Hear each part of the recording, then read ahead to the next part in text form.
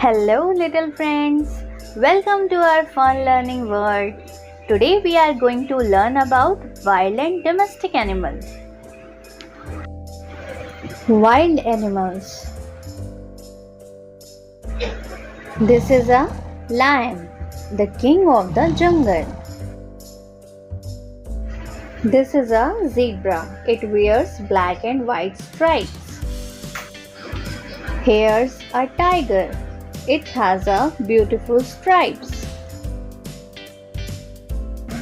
Look, a monkey and an elephant, big and strong. Domestic animals. This is a dog. It guards our home. A cow. It gives us milk. This is a cat, furry and cute.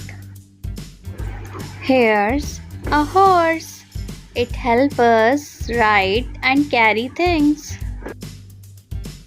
This is a hen. It gives us eggs.